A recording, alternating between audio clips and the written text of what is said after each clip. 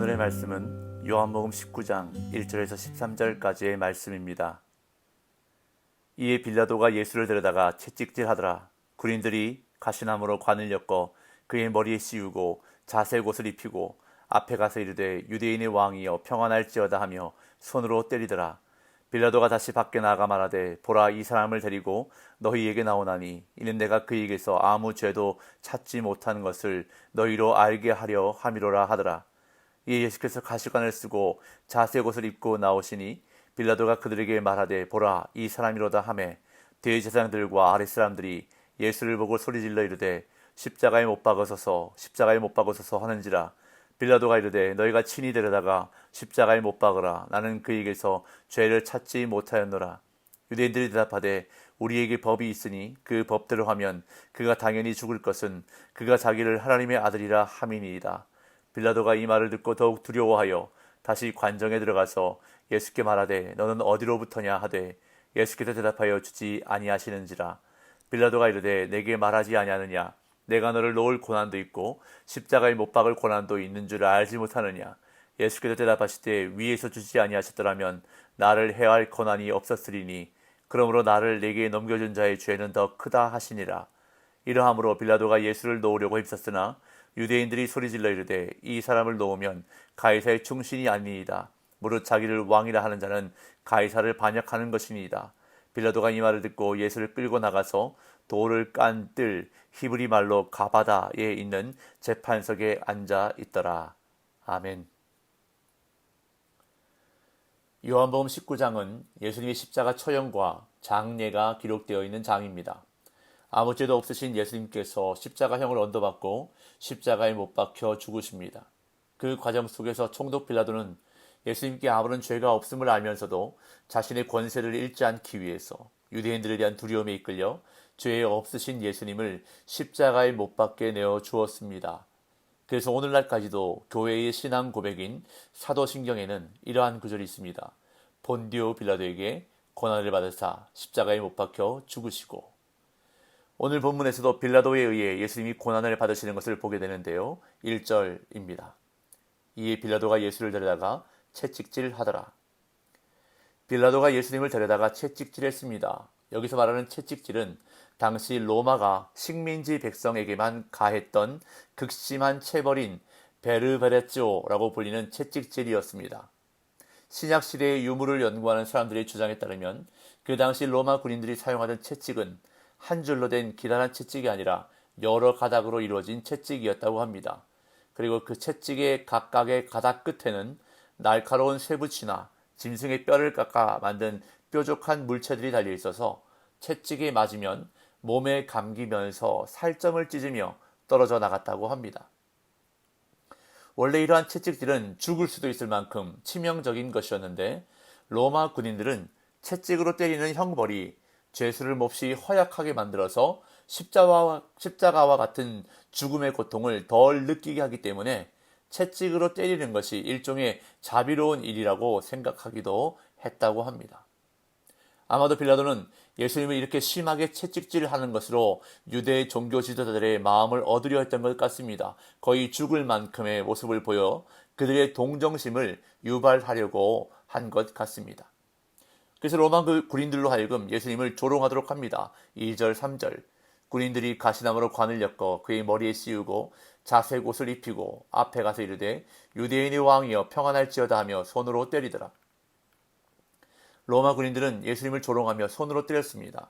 여기서 손으로 때림에 해당하는 헬라어 단어는 손바닥으로 뺨을 때리는 것을 가리키기도 하지만 주먹으로 구타하거나 발로 차는 것을 가리키기도 합니다. 손과 발을 사용해 집단적으로 예수님을 구타했다는 것은 예수님의 수치를 극대화한 것입니다. 그들은 죄 없으신 예수님께 이유 없이 수치와 고통을 안겨주었습니다. 또한 군인들은 가시나무로 관을 엮어 예수님의 머리에 씌웠는데 여기서 가시나무로 번역된 단어는 대추야자나무를 가리킵니다. 이것은 유월절을 지키기 위해 예루살렘에 올라왔던 유대인 군중들이 예루살렘에 입성하시는 예수님께 환호하며 흔들었던 종려나무와 같은 것이라고 학자들은 말합니다. 유대인들이 승리를 연호하며 예수님을 환영할 때 흔들었던 종려나무 가지가 지금 예수님을 조롱하기 위해 머리에 씌운 가시 면류관이 되었다는 것은 참으로 통렬한 역설이 아닐 수가 없습니다. 그런 다음 빌라도는 예수님에게서 아무런 죄도 찾지 못했다고 말합니다. 4절 5절. 빌라도가 다시 밖에 나가 말하되 보라 이 사람을 데리고 너희에게 나오라니 이는 내가 그에게서 아무 죄도 찾지 못하는 것을 너희로 알게 하려 함이로라 하더라. 이에 예수께서 가시관을 쓰고 자색 옷을 입고 나오시니 빌라도가 그들에게 말하되 보라 이 사람이로다 하매. 공식적인 판결을 밖에서 기다리고 있던 무리들에게 빌라도가 나와서 그에게서 아무 죄도 찾지 못했다라고 말합니다. 그리고는 채찍질을 당하시고 가시관을 쓰신 예수님을 그들 앞에 데리고 나와 보라 이 사람이로다 라고 말했습니다. 기진맥진하고 심한 채찍질을 당해 온몸이 피투성이인 애처로운 모습을 보여 그들의 동정심을 유발하려 했던 것입니다. 그러나 대제사장과 그 무리들은 오히려 적대감을 더 강하게 드러내며 예수님을 십자가에 못 박아야 한다고 소리칩니다. 6절 7절. 대제사장들과 아랫 사람들이 예수를 보고 소리질러 이르되 십자가에 못 박으소서 십자가에 못 박으소서 하는지라. 빌라도가 이르되 너희가 친히 데려다가 십자가에 못 박으라. 나는 그에게서 죄를 찾지 못하였노라. 유대인들이 대답하되 우리에게 법이 있으니 그 법대로 하면 그가 당연히 죽을 것은 그가 자기를 하나님의 아들이라 함이니이다. 예수님에게서 아무 죄도 찾지 못했다고 빌라도가 말하자 대제사장들과 아랫사람들은 십자가에 못 박으라고 소리를 질렀습니다. 그러자 빌라도는 그럼 너희가 친히 데려다가 십자가에 못 박으라고 말하면서 예수님을 그들에게 떠넘깁니다. 그러나 대제사장들과 그 무리들은 예수님을 다시 빌라도에게 떠넘깁니다. 우리에게 법이 있으니 그 법대로 하면 그가 당연히 죽을 것은 그가 자기를 하나님의 아들이라 함이니이다. 유대 사회에서는 사내들인 공회가 법정 역할을 했습니다. 종교나 율법에 대한 문제는 사내들인에서 판결을 내렸습니다. 그런데 예수님을 재판에서 처형하려고 하니 예수님을 따르던 백성들의 반발이 우려되었습니다. 그래서 로마 법정에 세워서 처형받게 한 것입니다. 그러자니 정치적인 죄목이 필요했고 그래서 예수님을 로마에 대한 반역죄, 즉 자칭 유대인의 왕이라고 하면서 사람들을 선동해 반역을 꾀했다고 총독 빌라도에게 고발한 것입니다. 그런데 빌라도가 예수님에게서 아무 죄도 찾지 못했습니다. 즉 정치적인 어떠한 죄도 찾지 못했다고 하자 유대의 종교 지도자들은 이제 종교적인 죄목을 가지고 빌라도에게 예수님을 죽이라고 하는 것입니다. 그러자 이 말을 들은 빌라도가 매우 두려워합니다. 8절에서 11절. 빌라도가 이 말을 듣고 더욱 두려워하여 다시 관정에 들어가서 예수께 말하되 너는 어디로부터냐 하되 예수께서 대답하여 주지 아니하시는지라. 빌라도가 이르되 내게 말하지 아니하느냐 내가 너를 놓을 고난도 있고 십자가에 못 박을 고난도 있는 줄 알지 못하느냐. 예수께서 대답하시되 위에서 주지 아니하셨더라면 나를 해할 고난이 없었으리니 그러므로 나를 내게 넘겨준 자의 죄는 더 크다 하시니라. 예수님이 자신을 하나님의 아들이라고 했다는 유대인들의 말을 들은 빌라도는 오히려 더 큰 두려움을 느꼈습니다. 아마도 예수님을 신문하는 과정에서 뭔가 비범함을 느꼈기 때문일 것입니다. 그런데 하나님의 아들이라고 하니 어떤 결정도 쉽게 내릴 수가 없었던 것입니다. 그래서 예수님께 묻습니다. 너는 어디로부터냐? 이 말은 네가 진짜 하나님의 아들이냐는 의미입니다. 이에 예수님이 아무 대답도 하지 않으시자 내가 너를 놓을 고난도 있고 십자가에 못 박을 고난도 있는 줄 알지 못하느냐고 말합니다. 실제로 당시 총독 빌라도는 막강한 권한을 가지고 있었습니다. 아무리 사내들인 공회가 결정한 판결이라도 총독은 바꿀 수 있는 권한이 있었고 또한 대제사장을 임명할 수 있는 임명권도 가지고 있었기에 사내들인 공회도 대제사장도 빌라도의 말을 어길 수가 없는 상황이었습니다. 그러나 예수님은 아무리 막강한 총독의 권한이라도 하나님께서 주지 아니하셨더라면 예수님을 해할 권한이 없다고 하시며 이 모든 일이 하나님께서 하신 일이라고 말씀하십니다.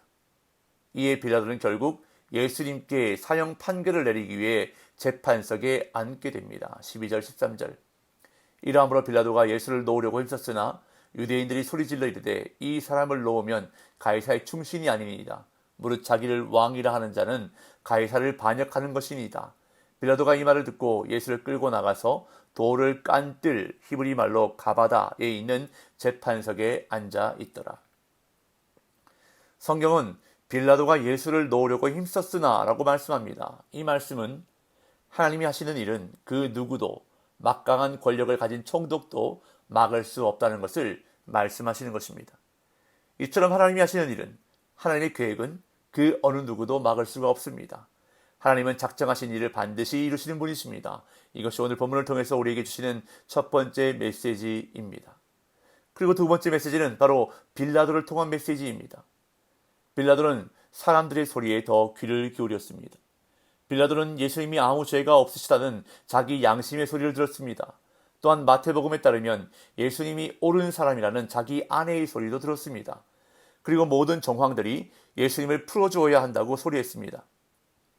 그러나 빌라도가 주목했던 소리는 바로 사람들의 소리였습니다. 예수님을 십자가에 못 박으라는 사람들의 소리에 그는 더 귀를 기울였던 것입니다. 우리는 오늘 빌라도의 모습을 보면서 누구의 소리를 들어야 할 것인가, 누구를 의식하며 살아야 할 것인가에 대해서 생각해 보기를 원합니다. 그런데 이 질문의 대답은 우리가 이미 알고 있습니다. 바로 하나님입니다. 우리는 하나님의 소리를 들어야 합니다. 성도는 하나님을 의식하며 살아야 한다는 것을 이미 알고 있습니다. 그런데 문제는 정작 살아가면서 우리는 하나님의 소리보다는 사람들의 소리를 더 듣는다는 것입니다.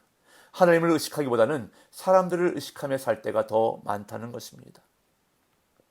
오늘 우리는 이 말씀 앞에서 다시 한번 결단하기를 소망합니다.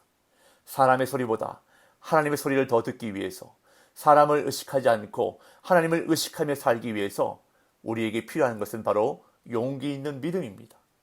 오늘 그 믿음을 간구하며 기도하는 저와 여러분들 되기를 간절히 소망합니다. 하나님을 의식하며 사람의 소리보다 하나님의 말씀에 더 귀 기울이는 저와 여러분들 되시기를 예수님의 이름으로 축복합니다.